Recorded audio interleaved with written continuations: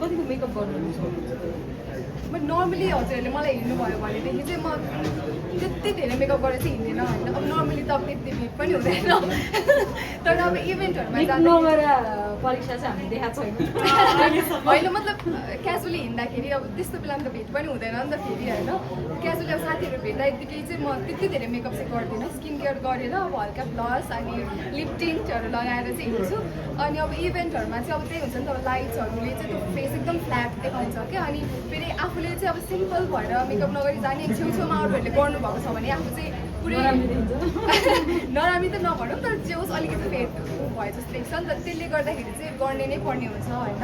त्यही माथि अब जस्तो फिल्महरूमा पनि अब ब्युटीको लागि नभए पनि क्यामेराको लागि भए पनि मेकअप गर्दा परेको छ नि त कटहरू एन्ड एभ्रिथिङ सो त्यही भएर चाहिँ मेकअप गर्दा हुन्छ नभए नर्मली चाहिँ म त्यति धेरै गरेर हिँडेको चाहिँ देख्नु हुँदैन सबैजनाले कोरियन देखिने भनेर पनि भन्नुहुँदै अझ जेनीसँग धेरै तुलना गर्नु हुँदा हुँदै कोरियन प्रडक्टको ब्रान्ड एम्बेसेडर अब कोइन्सिडेन्स भएछ अहिले पनि भनिरहनु भएको छ होला सबैजनाले होइन जेनी जस्तो देखिन्छ भनेर त्यहाँदेखि यही प्रडक्टसँग हुँदा हुँदै कोरियनै पुगेर जेनीसँग त्यो भयो भने त हुन सरी ल मैले इन्टरेक्ट गरेँ त्यो पनि हुनसक्छ होइन किन हुँदैन हामीसँग जोडिनु भएको छ त्यो पनि हुनसक्छ सपना ठुलो देख्नुपर्छ भनिरहनु भएको हुन्छ होइन धेरैजनाले कमेन्टहरूमा पनि टिकटकतिर जस्तो जेनी जस्तै भनेर भनिरहनु भएको हुन्छ अनि म चाहिँ I think all take it as a compliment नै मेरो लागि चाहिँ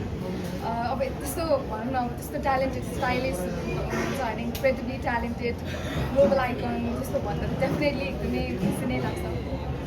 ओरालाई चुज गर्नुको कारण चाहिँ के किनभने भोलिको दिनमा चाहिँ एउटा कुनै मेकअप प्रडक्ट्समा लागिरहँदाखेरि चाहिँ ब्रान्डको रूपमा आफू जुडिरहँदाखेरि चाहिँ भोलिको दिनमा अलिकति समस्या आयो भने पनि सबभन्दा सुरुवात उठ्ने ठाउँ र उठ्ने ठाउँ नै कम्प्लिट हुन्छ क्या त्यो कारणले चाहिँ कतिवटा बुझेर रिसर्च गरेर चाहिँ ओरामा जोड्नु डेफिनेटली एउटा रेस्पोन्सिबिलिटी चाहिँ फिल हुन्छ होइन जस्तो कतिजनाले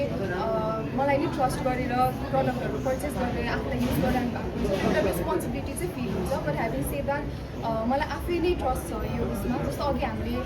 मैले माथि पनि भने हाम्रो जो चाहिँ यो रिसर्च एन्ड डेभलपमेन्टको हेड हुनुहुन्छ मिस्टर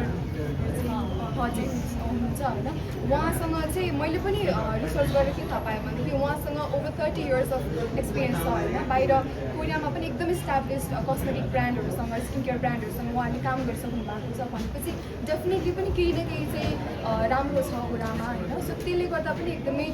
मलाई ट्रस्ट छ ओरामा अनि त्यही नै हो मलाई चाहिँ